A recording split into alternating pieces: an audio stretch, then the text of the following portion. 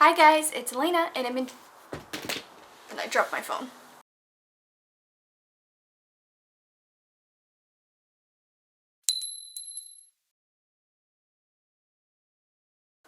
Hi guys, it's Elena and I'm enchanted to have you be here on my channel. Hello and welcome. I'm super glad you're here. I'm super glad you found me. If you're new, consider liking, subscribing, becoming part of my little YouTube family. We have tons of magical fun and adventures here, and if you've been here before, hello and welcome back. To every single one of you sitting right over there, you wonderful, amazing person, nice big quarantine hug full of love and happy vibes. So on today's video is something that has been consistently requested and asked and asked and requested and asked through Instagram, through YouTube, and through my other social media platforms. So hello, I'm doing it. So this video, as you can see in the title down below, is just a couple tips for beginner witches or for baby witches, as kind of like the new age name for them it is now. And I'm gonna kind of go over a few of these tips. It's possible you have heard these tips multiple times. There's a reason why people keep repeating the same exact stuff over and over again, because, well, it's gonna help you. And again, this is also from my perspective, my personal view. I've been a practitioner for over 13 years, so that's just my opinion. Other people have other opinions and they have other suggestions, so stick around if you want to find out what I have to kind of recommend, I suppose. Alright, so tip number 1, and I feel like this has been said continuously, and I feel like so many of you have heard it so many times, and you might be a little bit annoyed by hearing it, or you don't really understand it, or you don't really understand why. And tip number 1 is start with the basics.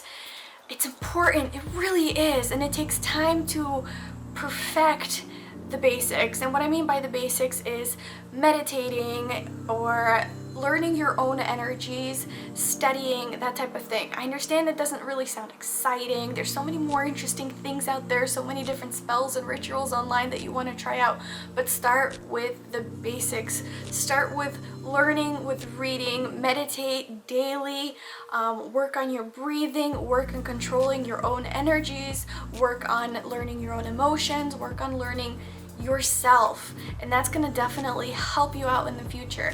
And I feel like building a solid foundation is like the most important part really in any sort of new hobby. You have to have like a good solid base before you can keep building on top of it and like learning more things and more in-depth things.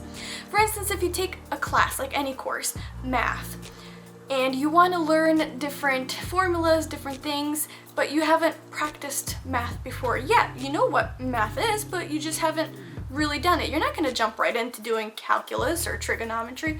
No, you're going to start off learning by what numbers are and counting 2 plus 2 and so on and so forth until you can get to those higher theorem, physics, whatever nonsense up there. So everyone has to kind of have a good base before they can build up on top of it. It doesn't sound exciting, but it could be. It really could be. There's so many different types of meditations out there, so many different types of learning your breathing, learning to kind of like understand yourself and what you're good at and that type of stuff. I'm gonna have my courses up in January if you guys are curious to check it out, so be sure you're subscribed and waiting for that time, and they're gonna be completely free on YouTube here on my little channel over here. But start with the basics, and that is tip number 1 for you. Tip number 2, find a balance between structure and intuition. What I mean by that is a lot of baby witches or a lot of new people start learning part of a religion or part of a community or that type of thing, who might have already established rules or guidelines or sort of kind of like a path for you to follow already, whether it be Wicca, Christianity, or any other thing. I think it's very important to find a good balance between the structure and your intuition. So it's very important to sense what is kind of right for you. For instance, if you're part of a group, it doesn't even have to be a magical community group. Let's take, I don't know, high school clique for instance, and they're trying to do something that you know is bad, but everybody's doing it in that group. and you really know it doesn't feel right for you, it doesn't feel comfortable for you, what are you gonna do? Well, the right thing to do is to kind of follow your intuition, follow what feels right, that type of thing. So I feel like it's very important for you to kind of find a good balance between structure and intuition. Yes, intuition is very important, but structure can also help you out a lot. And that being said, they could have like rules and guidelines in place specifically to help keep you safe, or to help keep you from overexhausting yourself and trying to learn too much too fast and that type of thing. So tip number 2 is to find a good balance between kind of like your intuition and structure if you're going by a religion or going by any other course or any other thing. Tip number 3, keeping notes. I believe that keeping notes is very important, whether it be in your book of shadows or in a separate notebook. Tracking your progress, tracking the way that you feel after you do a certain meditation or a certain ritual or a certain spell. I believe it's very, very important. Not only is it important to kind of take a moment and focus on what you felt and focus on kind of what was going on, it's also important when it's like a couple weeks down the line and you go back and you can see your progress. Or if something happened that first meditation or the second meditation, you were kind of confused about it and you weren't really sure what was going on, and as you keep practicing, for instance a month down the line, you go back and review your notes, you might be able to get some insight as to why you might have felt that way or why you might have experienced it that way. So I think it's very, very important for you to take notes. I know it doesn't really sound too magical or too important, but every witch has their book of shadows. So we keep information in our book of shadows, whether it be something about the moon, the stars, spells, or anything like that. I use mine to also keep track of my progress. Now, if you're taking any courses online or in school or in class, you take notes there, you get printouts, you have references to kind of go back and review what you just learned. So your brain is a wonderful tool, but unfortunately we can't access our memories just like that every single time, and it needs some sort of guidance or some kind of reference to kind of remember things back.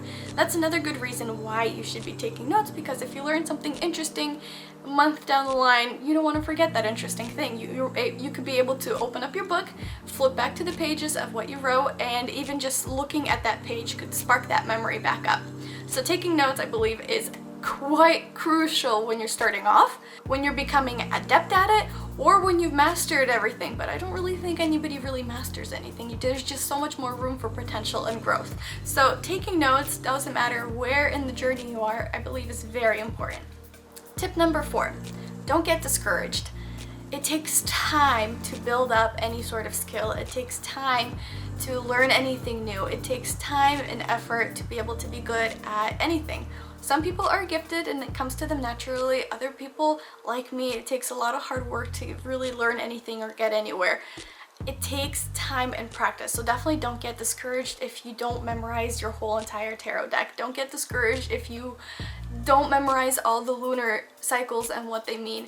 Just keep going, keep practicing, keep taking notes, and it's just going to take time. And that's why witchcraft is called a practice, because you are consistently practicing and trying and learning and improving your skills and learning something new, and keep moving forward and that type of thing. Tip number 6, which kind of correlates with tip number 5 beforehand, and it's don't compare your progress to anybody else's.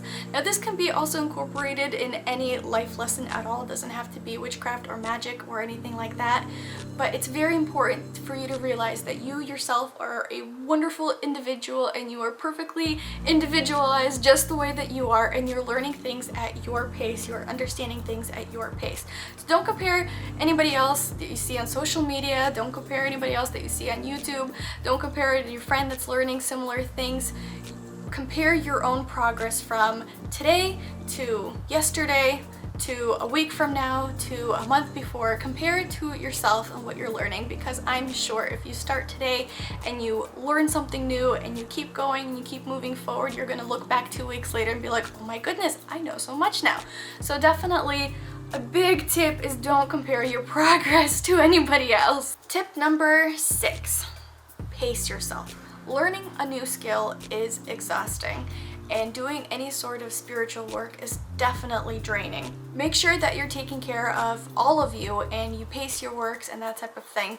I know studying could be really interesting and exciting and you can be caught in the moment, but make sure that you are getting enough sleep, enough food, enough water, enough exercise. Taking care of yourself is very important for your own growth, and not to mention your spiritual growth.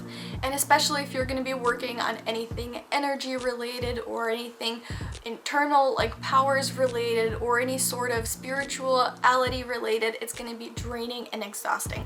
So pace yourself. Don't do too much in a day. Don't do too much in a week. Take your time. Take a moment for your body to catch up, for your mind to process the things, for your spirit to heal if you've ended up not doing something well. So pace yourself. It is very important that you kind of don't take a bite bigger than you can chew, if that makes sense. Tip number 7. Don't go out and buy all of those fancy, shiny, magical tools right away. It's gonna take time to curate things that you want, and I know some things just look so sparkly and so pretty. I'm pretty bad at this myself, but you don't need all of those fancy aesthetic athames or those fancy aesthetic chalices. I mean, if it makes your heart happy, go for it, but they're not exactly necessary for your craft or for practicing or anything like that. Most important part is you, and usually a piece of paper and a pen just to start off with intentions. So I know it could be tempting that you see those pretty fancy paintings on Instagram, especially on like the little commercials, and all those fancy tarot cards, and start building your collection, or crystals. Ooh, all those pretty sparkly crystals. I know it's tempting. But don't go out and buy everything that you think you might need. Take time, pace yourself, feel out the items. I'm going to be having videos on later how to pick and choose your magical tools, kind of how to sense if it's going to be right working with your energies and that type of thing. So just because it looks pretty doesn't necessarily mean you need it, and that's just because it looks witchy and perfectly aesthetic doesn't necessarily mean it's going to help your practice. So pace yourself with buying all of those witchy tools. I know it's very, very tempting. Tip number 8, whichever hand works out best, because I'm trying to switch them through the frames. So tip number 8 also correlates with the previous tips about tools. I believe that creating your own tools has a much bigger and powerful effect. Most of the tools that I use, I have made myself, or designed myself, or done something with myself. So I believe a very important tip for you is to try to learn and make your own tools. For instance, going out and getting a wand. It could be as simple as finding an oak tree, visiting it, building an energetic relationship with it, and then finding a branch that it can kind of give to you. Or you can find a branch around it on the floor or anything like that, and out of that branch you could make a wand, and it will be so much more meaningful, so much more powerful, rather than going out and purchasing a wand somewhere else. Now, don't get me wrong, buying tools is absolutely fine and sometimes necessary as well, but if you can try to make it yourself, go for that first. Tip number 9, and this is kind of correlating with the tools, kind of correlating with a little bit of encompassing of everything. Not everything needs to be Pinterest perfect or beautifully aesthetic or perfectly memorized or anything like that. It's okay if you need help reading a spell. It's okay if you don't have it memorized. It's okay if you missed a new moon ritual or a full moon ritual. It's okay if your spiritual tools are mismatched colors. It's okay to not have everything be perfect. I definitely don't have everything perfect, and I'm gonna link one of the spells that I did for YouTube up at the top. I did a self-love spell, and a lot of things didn't go exactly as planned, but it still came out fine. The most important part is your intent. So I'm kind of going to leave off with this last tip and kind of encompass a little bit of everything that I've talked about. And it's okay to be you. It's okay to learn. It's okay to make mistakes. It's okay to not be perfect. Nobody is perfect. And it's okay to learn something new that you thought was one way last week and you've come across new evidence and new experiences and your mind has changed. It's okay. Magic is alive, it's ever changing, it's ever growing.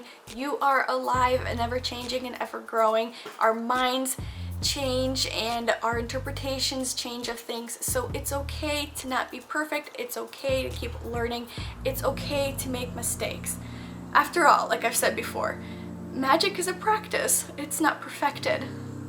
And with that, I'm gonna leave you guys with a good night. Hopefully you have a wonderful rest of the day if it's day for you, or a good night if it's night for you, or maybe it's like 3 in the morning and somewhere in between. Maybe you should go to sleep then. But other than that, hopefully you guys enjoyed this video. Don't forget to like, subscribe, and I'll see you in the next one. Bye!